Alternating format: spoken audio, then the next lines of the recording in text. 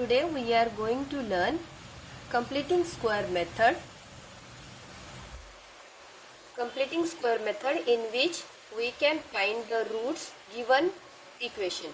Okay. Now let's get started. First of all, what is meant by completing square method? Completing square method, it means यहाँ पे we have one square. एक square आएगा आपको और इस square through we can find two roots alpha and beta. Completing square method के लिए एक फॉर्मूला है. वो फॉर्मूला आप लोग बाय हार्ट कर लो. वो फॉर्मूला है b/2 ब्रैकेट कंप्लीट स्क्वायर.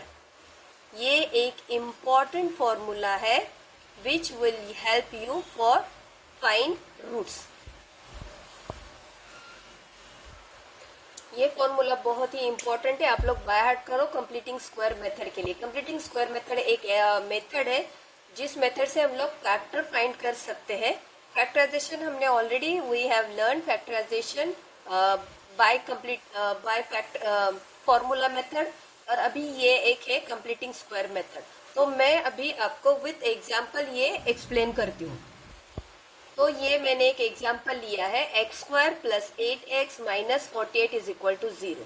इसको you have to comparing with ax² plus bx plus c is equal to 0. You will get a is equal to 1, b is equal to 8 and c is equal to minus 48. Right now हमें A B C की value मिल गई है. जैसे मैंने कहा ये formula बहुत ही इंपॉर्टेंट है कंप्लीटिंग स्क्वायर मेथड के लिए. इसको बाय हार्ट कर लो. तो इस फॉर्मूला में आप लोगों को सब्स्टिट्यूट करनी है हमारी वैल्यूज.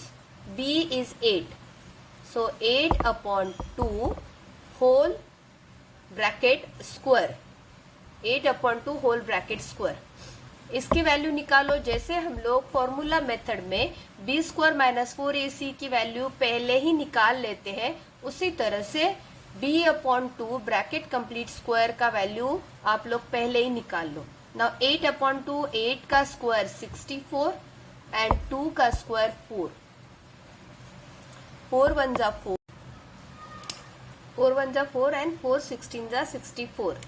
तो we get value of b/2 whole bracket square is equal to 16.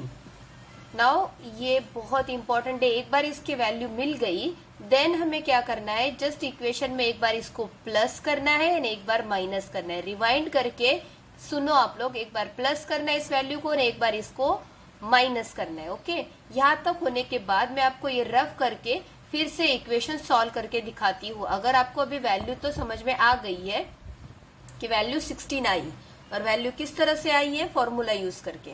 अभी इस वैल्यू को मैं आपको यहाँ पे दिखाती हूँ.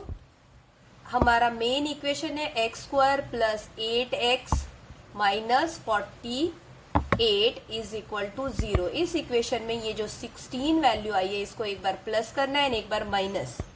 ओके, तो x² प्लस 8x, इसके बाद ये 8x जो है इसके जस्ट बाद आपको एक बार प्लस करना है एंड एक बार माइनस करना है. ये वैल्यू जो हमने फाइंड किया, और बाकी सेम टू सेम लिखना है. उसके साथ हमें कुछ भी करना नहीं है. अंडरस्टूड? जो इक्वेशन है उस इक्वेशन में एक बार प्लस एंड एक बार माइनस. कब? b के बाद, क्योंकि फॉर्मूला ही b/2 होल स्क्वायर. तो b के बाद एक बार प्लस और एक बार माइनस. इससे इस इक्वेशन की वैल्यू चेंज नहीं होगी. कोई भी इक्वेशन में अगर हम लोग कोई भी नंबर प्लस या माइनस करते हैं तो 0 हो जाता है और वैल्यू चेंज नहीं होती. बट ये हमने क्यों किया? क्योंकि इससे हमें एक स्क्वायर मिलेगा. हम लोग ये जो इक्वेशन बन गया उस इक्वेशन के 2 पार्ट अभी कर लेते हैं.